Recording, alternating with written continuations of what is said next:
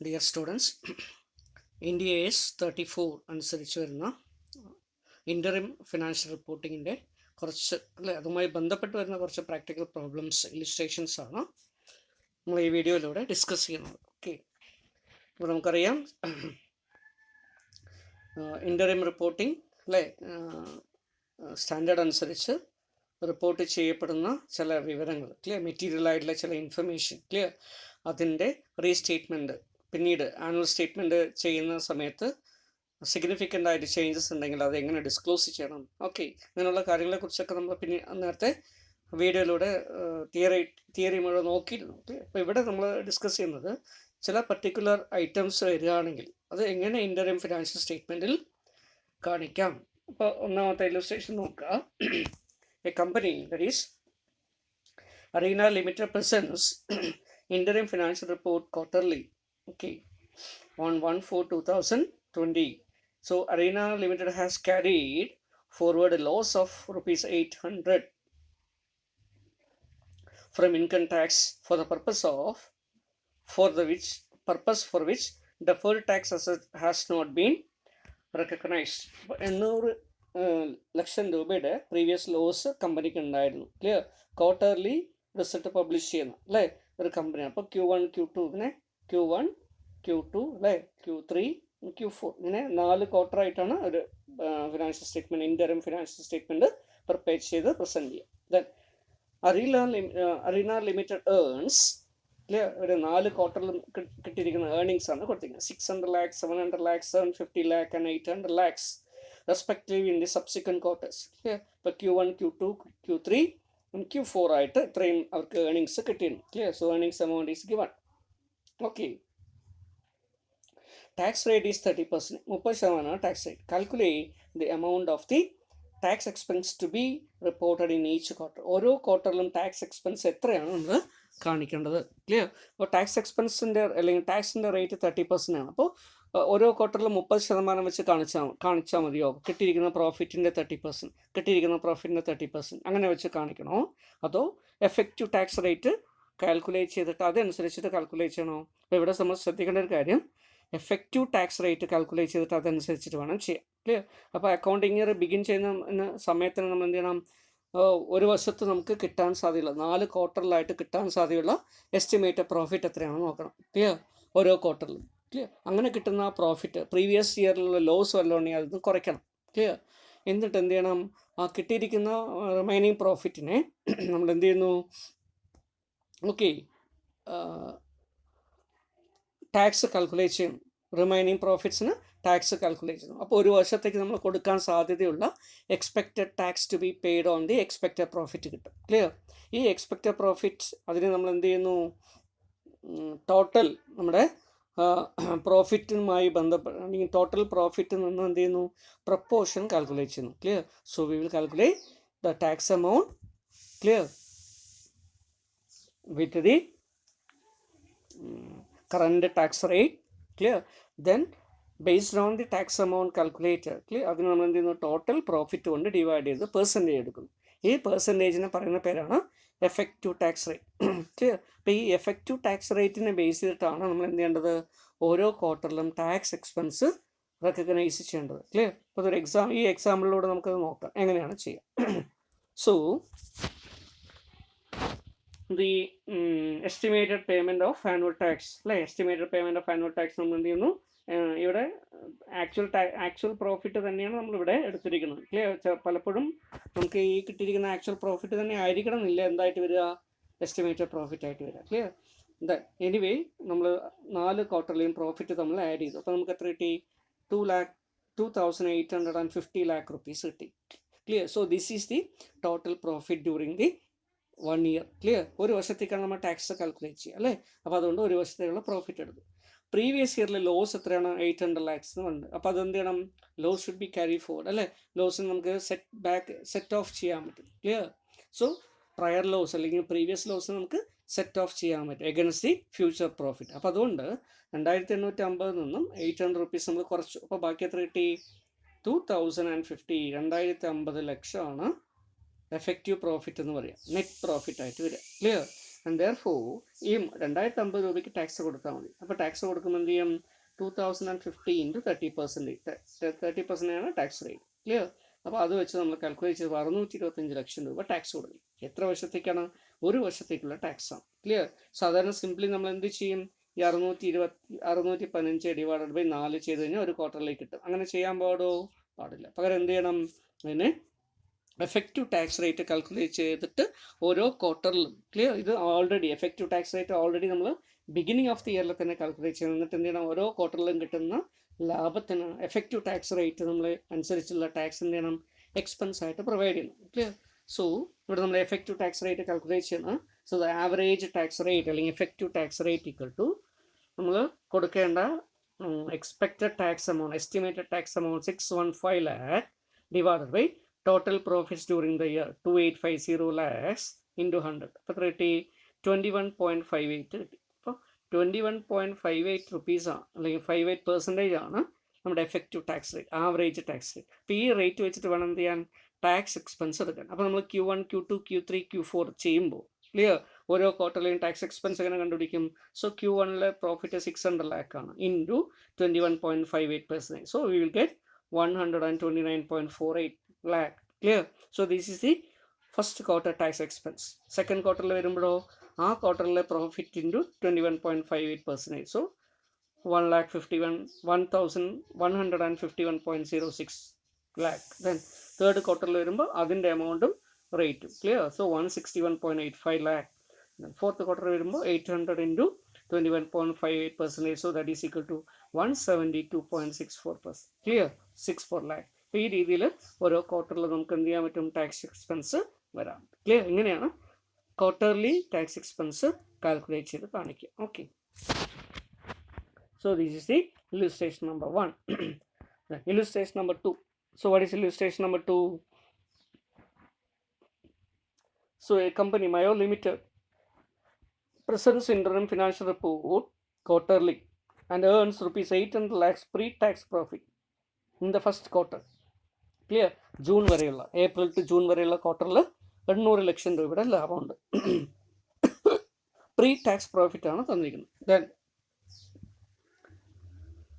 But expect to incur a loss of 250 lakhs in each of the remaining quarter. Clear? So Q1 quarter 1 800 lakhsന്റെ profit കിട്ടും. Clear? Q2 clear? അതുപോലെ Q3, Q4 ഇങ്ങനെ ബാക്കിയുള്ള remaining ക്വാർട്ടറിലെല്ലാം 250 ലക്ഷം രൂപ വീതം എന്ത് ചെയ്യും? നഷ്ടമാണ് വരുന്നത്. അപ്പോൾ ഓരോ ക്വാർട്ടറിൽ 250 വീതം നഷ്ടം വരും. ക്ലിയർ? ഇങ്ങനെയാണ് നമ്മൾ തന്നിരിക്കുന്ന information. Then effective tax rate is 35%. ഒരു എഫക്റ്റീവ് ടാക്സ് റേറ്റ് ഓൾറെഡി തന്നിട്ടുണ്ട്. ക്ലിയർ? ആക്ച്വൽ ടാക്സ് റേറ്റ് ഇല്ല, എഫക്റ്റീവ് ടാക്സ് റേറ്റ് ഈസ് 35% തന്നിട്ടുണ്ട്. Clear? So calculate the income tax expense. Okay, income tax expense calculate ചെയ്യണം. അപ്പോൾ ഇവിടെ നമ്മൾ സൊല്യൂഷൻ നോക്കുക. So tax expense to be reported in each quarter. First ക്വാർട്ടറിൽ നമുക്ക് profit ആണ്. അപ്പോൾ 800 lakh into effective tax rate തന്നതുകൊണ്ട് അതുകൊണ്ട് മൾട്ടിപ്ലൈ ചെയ്തു. So what is the amount? 280 lakh. Clear? Then second quarter വരുന്നപ്പോൾ ലോസ് ആണ് വരുന്നത്. ക്ലിയർ? 250. ക്ലിയർ? അതാണ് നമ്മുടെ ലോസ്. ഓക്കെ. അപ്പോൾ ഇവിടെ നമുക്ക് എന്തെങ്കിലും ചെയ്യാൻ പറ്റുമോ? ഇതിനെ നേരത്തെ പ്രീവിയസ് പ്രീവിയസ് പ്രോഫിറ്റ് നമുക്ക് വീണ്ടും കുറയ്ക്കാൻ പറ്റില്ല. ഇനി സബ്സിക്വൻ്റ്ലി പ്രോഫിറ്റ് വരികയാണെങ്കിൽ നമുക്കിതിനെ അഡ്ജസ്റ്റ് ചെയ്യാൻ പറ്റും. പക്ഷേ ഇപ്പോൾ പ്രോഫിറ്റ് ഇല്ല. അപ്പോൾ അതുകൊണ്ട് എന്ത് ചെയ്യുന്നു? So 250 lakh loss into 35%. അപ്പോൾ 87.5 lakh റുപ്പീസിൻ്റെ ക്ലിയർ നമുക്ക് എന്താണ് ടാക്സ് പേയ്മെൻ്റ് അല്ല വരിക, ടാക്സ് എക്സ്പെൻസ് അല്ല വരിക. ടാക്സിനെ നമ്മൾ അതിനെ പറയാണ് എന്താ പറയുക? Tax expense recovery. ക്ലിയർ? അപ്പോൾ ലോസ് ക്യാരി ബാക്ക് എന്ന് പറയും. ക്ലിയർ? അപ്പോൾ ഇതിന് എന്ത് ചെയ്യുന്നു? ക്യാരി ബാക്ക് ചെയ്യാൻ പറ്റും. അപ്പോൾ ടാക്സ് എക്സ്പെൻസ് നമുക്ക് ക്യാരി ബാക്ക് ചെയ്യുന്നത് 87.5 lakh. ക്ലിയർ? ദെൻ തേർഡ് ക്വാർട്ടറിൽ വരുമ്പോൾ അതേപോലെ ലോസ് ഇൻറ്റു ഇത് വരുന്ന സമയത്ത് 87.5. ദെൻ ഫോർത്ത് ക്വാർട്ടറിൽ ഇതേ എമൗണ്ട്. ക്ലിയർ? ഇങ്ങനെ ഇത്രയും രൂപയുടെ എമൗണ്ട് നമുക്ക് എന്ത് ചെയ്യാം? ആനുവലി നമ്മൾ ടാക്സ് റിട്ടേൺ നോക്കുന്ന സമയത്ത് ഇത്രയും കോടി രൂപയുടെ നമുക്ക് എമൗണ്ട് എന്ത് ചെയ്യാൻ പറ്റും? സേവ് ചെയ്യും. ക്ലിയർ? ടാക്സ് കൊടുത്തിരിക്കുന്ന ടാക്സിൽ നിന്നും കുറയ്ക്കാൻ പറ്റും. ക്ലിയർ? 280 ആണ് നമ്മൾ കൊടുക്കാനുള്ള ടാക്സ്. ക്ലിയർ? ഇത്രയും രൂപ നമ്മൾ എന്ത് ചെയ്തിട്ടുണ്ടാവും? ലോസ് നമുക്ക് ഡിഡക്റ്റ് ചെയ്യാം. അപ്പോൾ ബാക്കിയുള്ള എമൗണ്ട് മാത്രം എന്ത് ചെയ്താൽ മതി? കൊടുത്താൽ. Clear?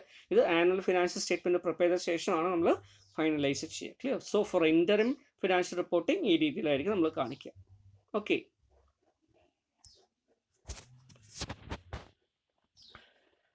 So illustration number 3. X Limited, an entity publicly quoted in a stock exchange, or a listed company ആണെന്ന് പറയാൻ വേണ്ടിയിട്ടാണ് ഇങ്ങനെ പറഞ്ഞിരിക്കുന്നത്. Owns 15% of equity capital of A limited. അവർക്ക് എ ലിമിറ്റഡ് എന്ന് പറഞ്ഞൊരു കമ്പനിയിൽ ഇൻവെസ്റ്റ്മെൻറ്റ് ഉണ്ട്. എത്രയാണ് ഇൻവെസ്റ്റ്മെൻറ്റ്? 15% ഇക്വിറ്റി ഉണ്ട്. The equity investment is classified as available for sale under Ind AS 39. Ind AS 39 അനുസരിച്ച് assets classified for sale. Clear?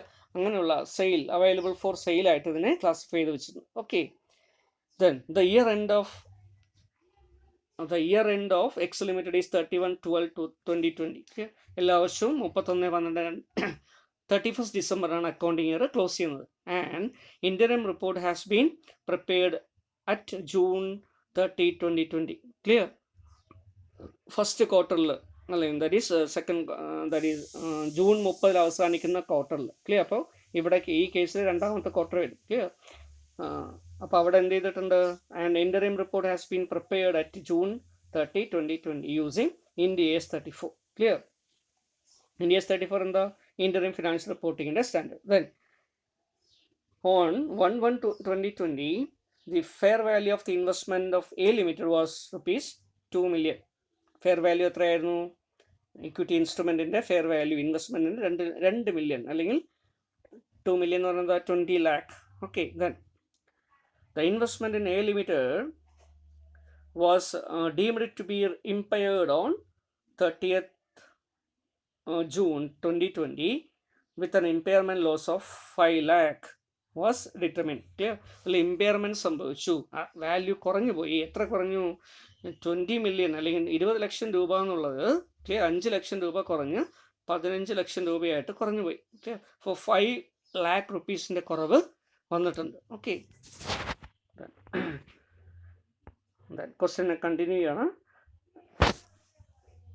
However, on 31/12/2020, clear, year ending date, the fair value of the investment of A Limited has risen to 2.3 million.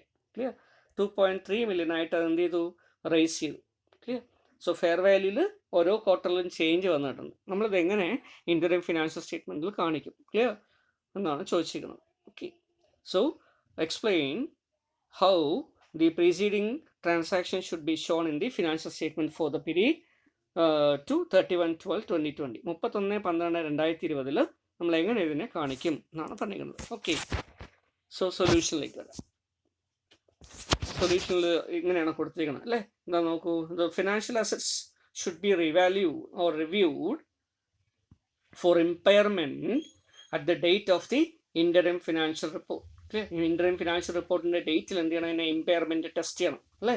Impairment വന്നിട്ടുണ്ടോ ഇല്ലയോ എന്ന് നോക്കണം. So therefore impairment loss of 5 lakh should be recognized as a loss in the statement of profit and loss on the date of the impairment. That is, fair value of fallen from 2 million to 1.5 million. Clear?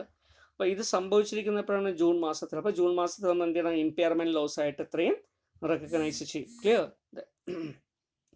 So the increase in the value of ₹8 lakh, പിന്നെ subsequently last ക്വാർട്ടറിൽ വരുമ്പോൾ എന്ത് സംഭവിച്ചു? 8 lakh rupees വർധന വന്നു അല്ലേ? അതിൻ്റെ value 2.3 million ആയിട്ട് മാറി. എവിടെ നിന്നും? 1.5 million നിന്നും ഇത്രയായിട്ട് മാറിയിരിക്കണം. ക്ലിയർ?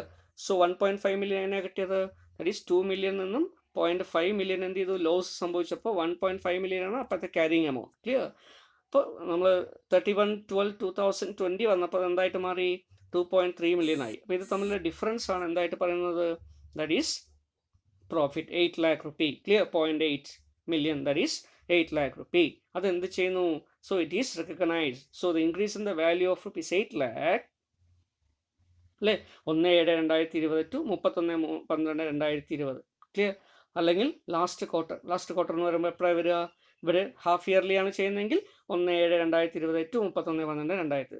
അല്ലെങ്കിൽ ഇനി ഇന്ററിം റിപ്പോർട്ട് ചെയ്യുന്നത് ക്വാർട്ടർലി ആണെങ്കിലോ ദാറ്റ് ഈസ് 31/12/2020 അവസാനിക്കുന്ന ക്വാർട്ടർ എന്ന് പറയുമ്പോൾ October, November and December. Clear? അപ്പോൾ ഈ 3 മാസങ്ങളിലുള്ള പ്രിപ്പയർ ചെയ്യുന്ന സമയത്ത് ഷുഡ് ബി ടേക്കൺ ടു ഇക്വിറ്റിയിലേക്ക് നമ്മൾ എന്ത് ചെയ്യണം? എടുക്കണം. Okay. So the entity had not prepared an interim report. Clear. Entity internet report prepare ചെയ്തില്ല എന്ന് വിചാരിക്കുക, then gain of rupees 3 lakh. Clear. നമ്മൾ ഇയർ എൻഡിങ് സമയത്ത് 3 ലക്ഷം രൂപയുടെ ഗെയിൻ നമുക്ക് കിട്ടും അല്ലേ. അത് എന്ത് ചെയ്യണമായിരുന്നു? ഇക്വിറ്റിയിൽ അഡ്ജസ്റ്റ് ചെയ്യണമായിരുന്നു അല്ലേ. എങ്ങനെയാണ് 3 ലക്ഷം രൂപയുടെ ഇത് കിട്ടുക? പ്രീവിയസ് എമൗണ്ട് എന്ന് പറയുന്നത് എത്രയാണ്? 2 million ആണ് നമ്മുടെ fair value of instrument at the opening date. അത് എത്രയായിട്ട് മാറുകയാണ്? 2.3 million ആയിട്ട് മാറുകയാണ്. ക്ലിയർ. സോ 2.3 million അല്ലേ മൈനസ് 2 billion. ക്ലിയർ ചെയ്ത് കഴിഞ്ഞാൽ നമുക്ക് 0.3 million, ദാറ്റ് ഈസ് 3 lakh rupeesൻ്റെ പ്രോഫിറ്റാണ് ഒരു വർഷം സംഭവിച്ചിരിക്കുന്നത്. അപ്പോൾ ഇത് മാത്രം നമ്മൾ എന്ത് ചെയ്യും? ഇക്വിറ്റിയിൽ അഡ്ജസ്റ്റ് ചെയ്യാം. ഓക്കെ.